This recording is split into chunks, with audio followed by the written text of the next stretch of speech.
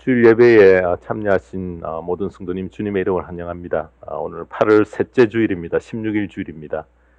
증거받을 말씀의 제목은 하나님의 사람이여 라는 제목으로 오늘 본문의 말씀은 디모데전서 6장 11절에서 21절까지의 말씀입니다. 우리 함께 합독하시겠습니다.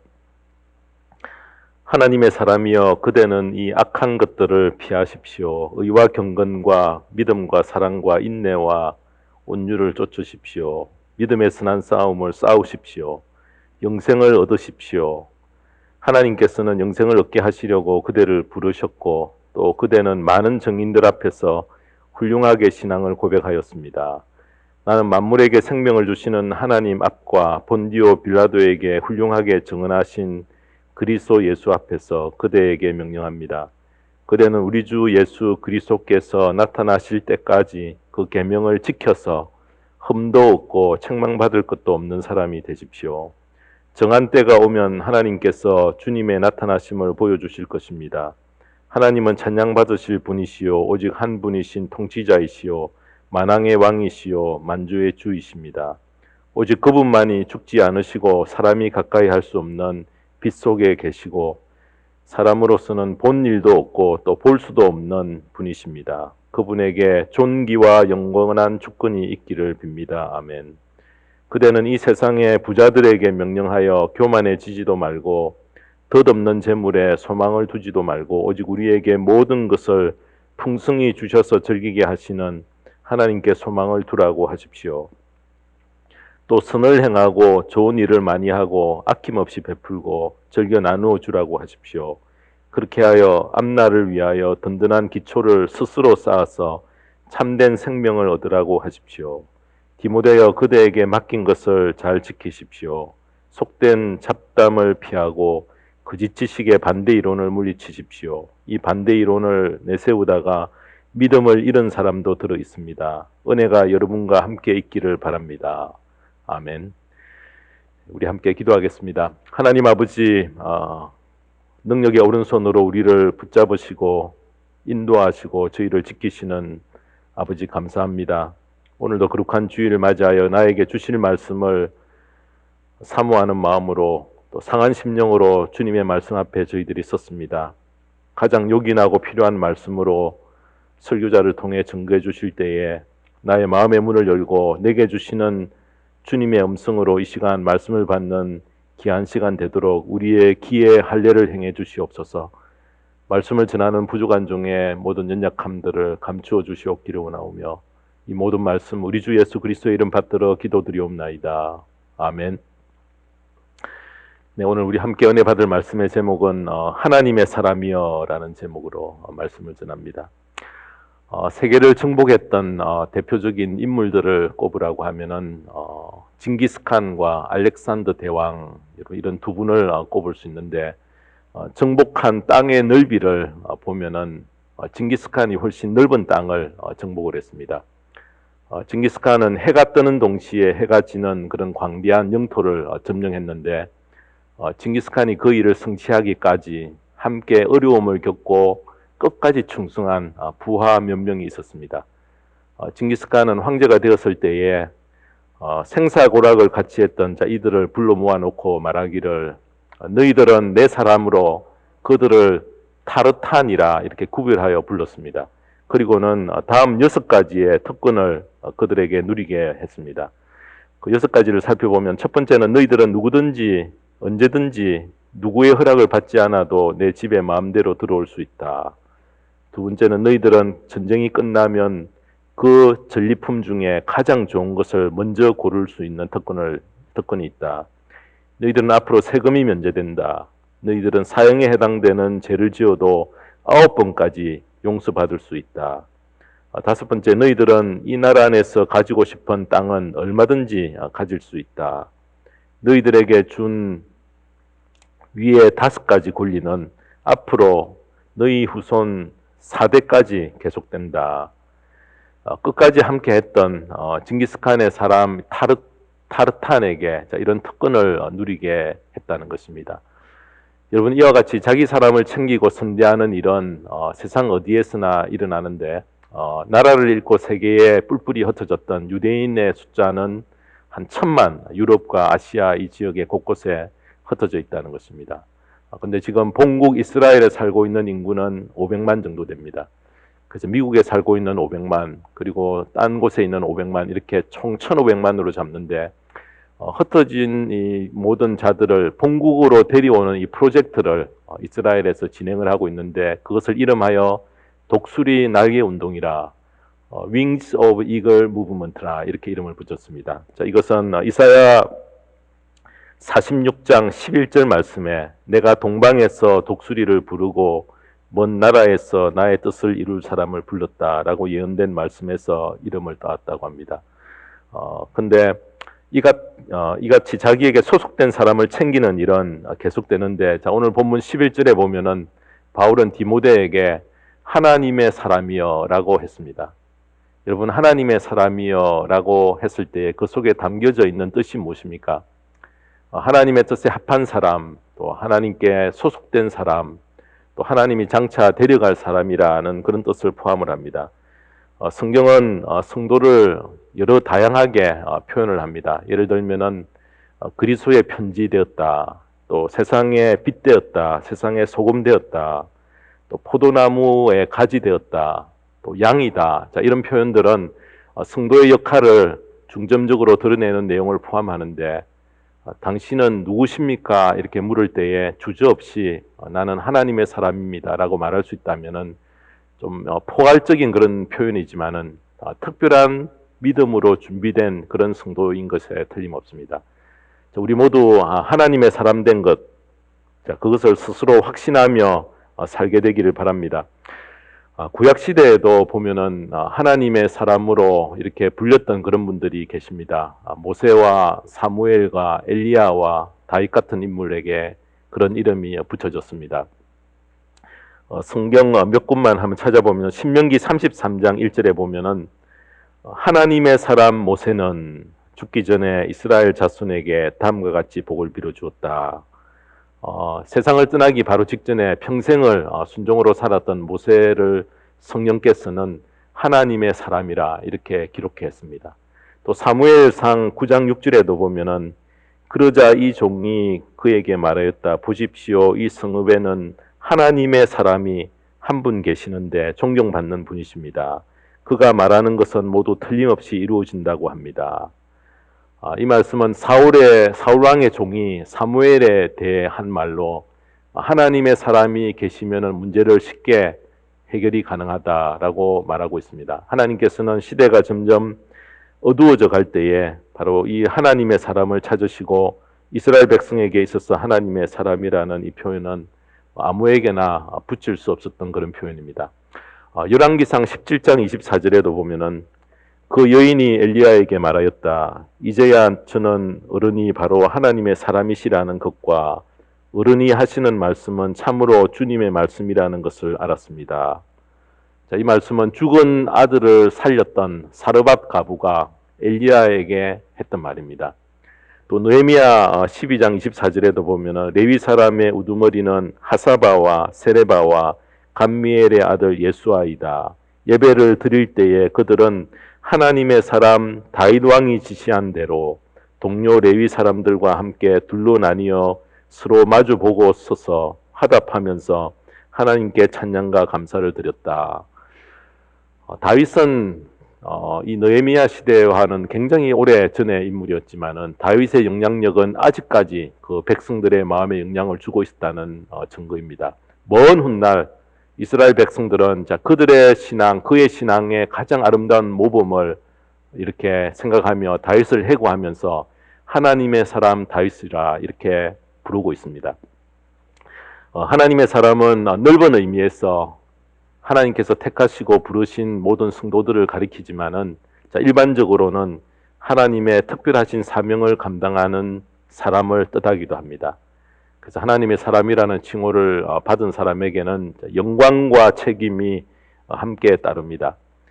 하나님의 사람이 끝까지 지키고 따라야 할 중요한 덕목 몇 가지를 오늘 바울이 본문에서 디모데에게 이렇게 밝히고 있습니다. 바울은 그의 믿음의 아들이었던 디모데가 주님의 교회를 섬기면서 하나님의 사람으로 찾아야 할 귀한 덕목, 회복하고 찾아야 될 귀한 덕목 5가지의 지침을 오늘 본문에서 전해줍니다. 오늘 우리도 하나님의 사람으로 부름을 받아 이 덕목을 지키는 귀한 축복의 자리에 함께 나아가는 저와 모든 성도님 되시기를 주님의 이름으로 축원합니다.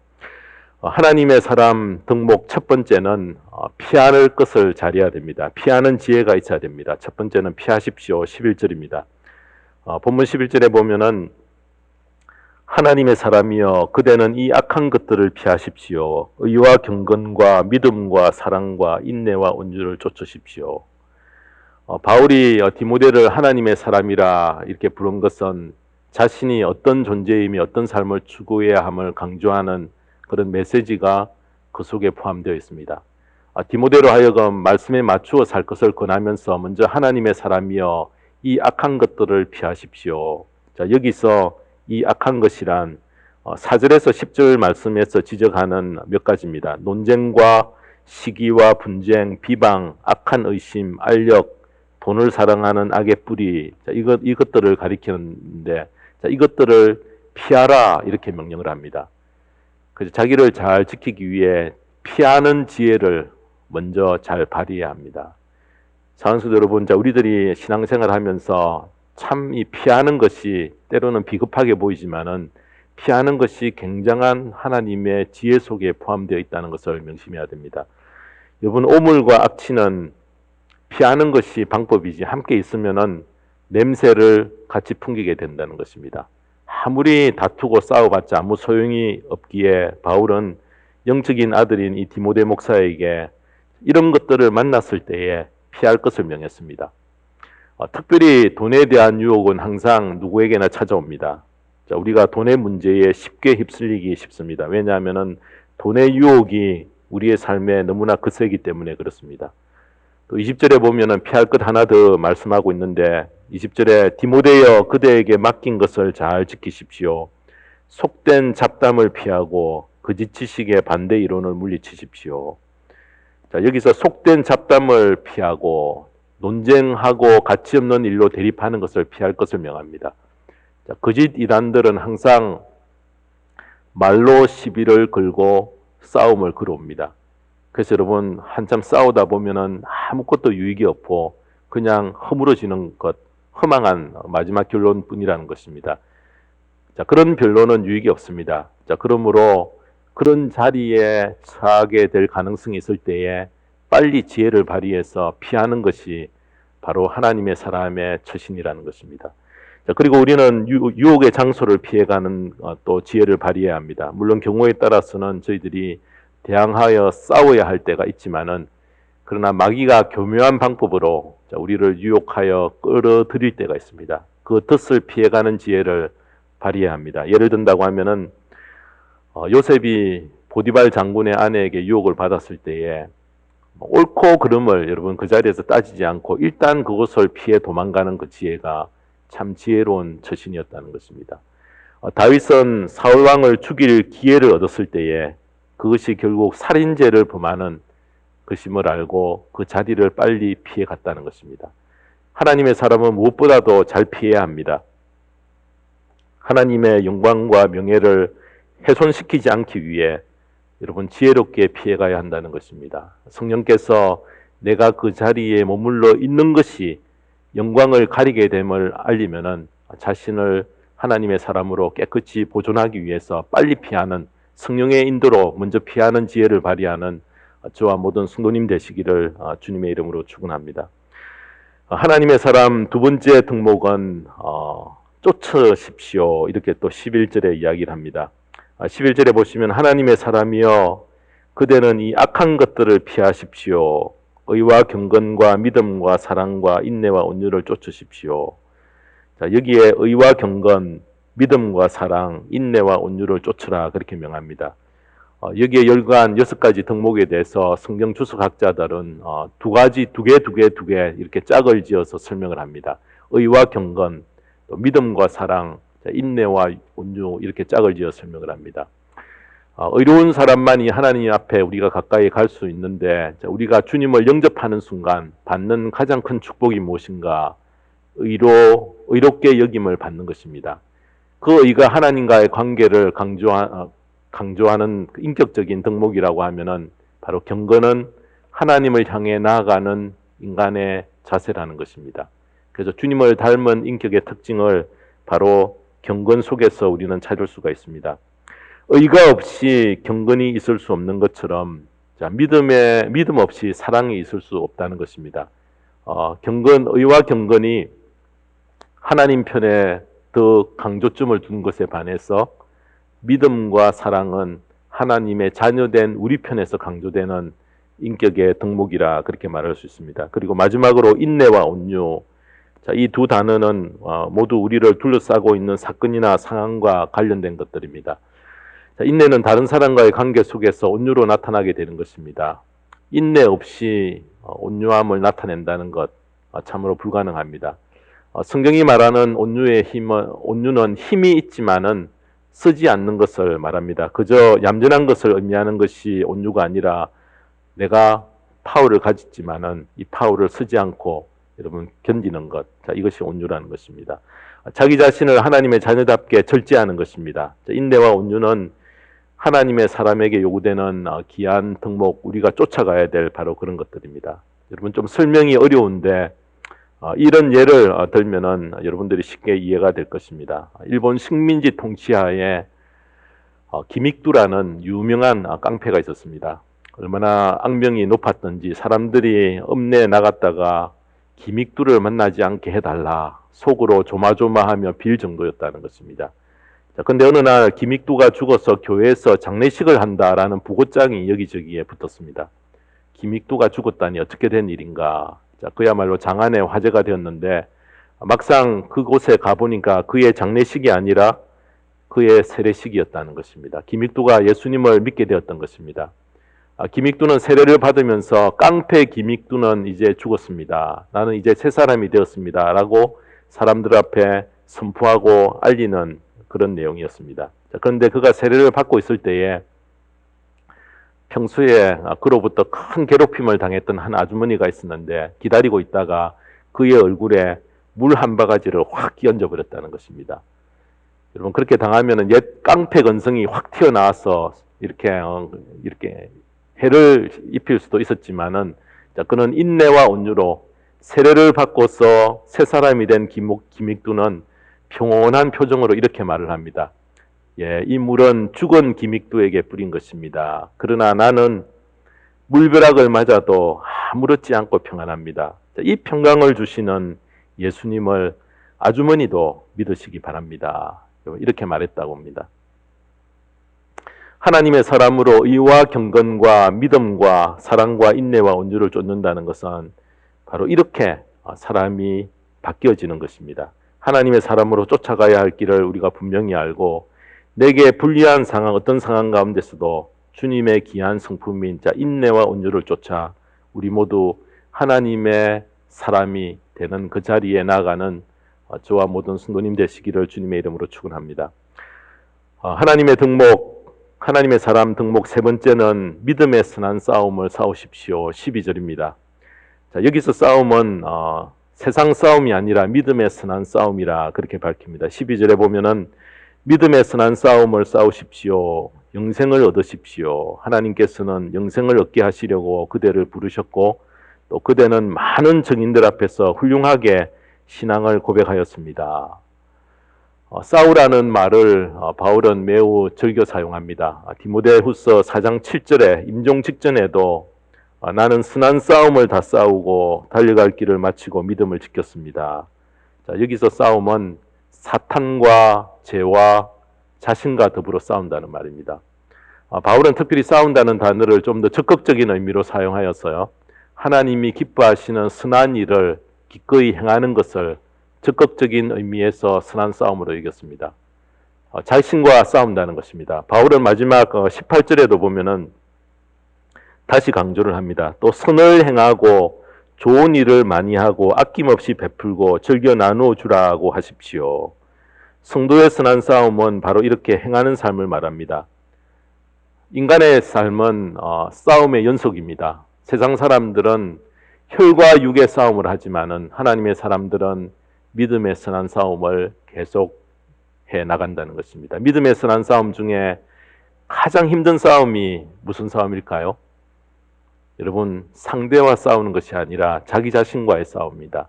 우리는 내 뜻대로 행하고 싶은 그런 욕망과 자유를 내가 가지고 있다라고 생각합니다. 자, 이것을 꺾는 일이 가장 힘든 싸움이지 않은가 그렇게 생각이 됩니다. 우리의 마음속에 단 1%라도 내 마음대로 하고 싶은 욕망이 내 속에 남아있는 한 예수님이 내 인생의 주인 되심을 거부하는 자리에 빠지기 쉽다는 것입니다. 결국 내가 주인 노릇하려는 것입니다. 자, 내 안에서 예수님을 나의 왕, 주인으로 모시기를 부담스러워하고 꺼려하는 것이 바로 나의 자아라는 것입니다. 나의 자아와 나의 욕구는 내 마음대로 살고 싶어 합니다. 자, 그런데 우리 안에는 자아와 정욕만 있는 것이 아니라 성령님이 주시는 영혼의 갈망이 함께 있어서 바로 이 갈등과 싸움이 계속 이어진다는 것입니다. 그래서 여러분, 자기 자신과의 싸움이 가장 힘들고 치열한 그런 싸움이 된다는 것입니다. 자, 이 둘의 싸움을 바울은 로마서 7장 22절 이하에 이렇게 그는 한탄하고 있습니다. 나는 속 사람으로는 하나님의 법을 즐거워하나 내 지체에는 다른 법이 있어서 내 마음의 법과 맞서서 싸우며 내 지체에 있는 죄의 법에 나를 포로로 만드는 것을 봅니다. 아, 나는 비참한 사람입니다. 누가 이 죽음의 몸에서 나를 건져주겠습니까? 우리 주 예수 그리스도를 통하여 나를 건져주신 하나님께 감사를 드립니다.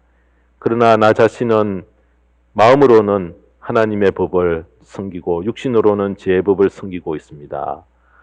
내가 싸워야 할 믿음의 선한 싸움의 대상은 바로 내 안에 있는 욕심과 하나님의 뜻을 불순종하려고 하는 나의 자아와 싸워서 승리하여 진정한 하나님의 사람 되는 자리에 함께 나아가는 저와 모든 성도님 되시기를 주님의 이름으로 축원합니다. 네 번째로 하나님의 사람 등목, 네 번째는 영생을 취하라 이렇게 명령을 합니다. 영생을 그림의 떡으로만 간직해서는 안 된다는 것입니다. 12절에 보면은 믿음의 선한 싸움을 싸우십시오. 영생을 얻으십시오. 영생을 취하십시오. 이렇게 말합니다. 하나님께서는 영생을 얻게 하시려고 그대를 부르셨고 또 그대는 많은 증인들 앞에서 훌륭하게 신앙을 고백하였습니다. 평소에 많은 성도님들로부터 느끼는 안타까운 한 가지 일은 영생의 혜택을 이렇게 우리의 삶 속에서 극대화하지 못하고 신앙생활하는 그런 분들이 너무나 많아 참으로 안타까움을 느낍니다. 영생을 장차 받게 될 것으로 먼 훗날의 일로만 여기고 현재 누리지 못하는 것을 볼 때에 너무나 안타깝습니다. 왜 그렇게 되었는가? 아직도 세상의 것이 크게 보이고 관심이 이 세상 것을 취하는 것에 우리가 너무 강하게 가 있기 때문에 그렇다는 것입니다. 그래서 나의 신앙생활에서 영생을 극대화하여 지금부터 영생을 누리는 삶을 우리들이 살 수 있어야지 바로 하나님의 사람으로 불림을 받을 수 있다는 것입니다. 영생을 소유만 하고 누리지 못하는 삶을 이런 예로 저는 설명이 가능하다고 생각합니다. 마음씨 착한 거지가 있는데 하루는 하나님께서 거지에게 말씀하셨습니다. 무엇이든지 들어줄 테니 소원 3가지만 말해봐라 이렇게 이야기했습니다. 그래서 거지는 고심 끝에 이 3가지 소원을 이렇게 이야기를 합니다. 첫 번째는 도금된 깡통을 갖고 싶소.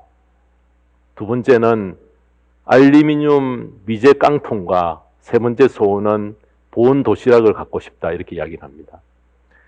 여러분, 거지의 삶을 벗어날 수 있는 절호의 기회인데 딴 것을 구하고 이렇게 하면은 모든 것을 청산할 수 있는 그런 기회였는데 생각과 마음이 아직까지 거지 생활을 벗어나지 못하고 있다는 증거라는 것입니다. 자, 우리는 영생을 생각 속에 늘 품고만 있고 적극적으로 취하며 즐기고 우리의 삶의 활력으로 누리지 못하고 있다는 것입니다. 그래서 나의 소망은 분명히 죽음 저편에 있다고 말은 하지만은 이 세상의 미련을 포기하지 못하고 살아갑니다. 그렇게 되니까 진정한 기쁨과 즐거움과 행복을 우리는 누리지 못하고 살아간다는 것입니다. 거지가 자신의 눈높이를 벗어나지 못하듯이 하나님의 자녀로서 마땅히 취해야 할 영생을 우리가 등한히 하여 하나님의 사람이 되지 못하는 그런 안타까운 일이 나의 삶 속에 있어서는 안 되겠다는 것입니다. 그래서 우리 모두는 하나님의 사람으로 영생을 취하는 일에 우리의 시선을 잃지 않는 저와 모든 성도님의 거룩한 삶이 되기를 주님의 이름으로 축원합니다. 마지막 다섯 번째로 하나님의 사람의 덕목 다섯 번째는 계명을 지켜라 이렇게 명령을 합니다. 14절입니다.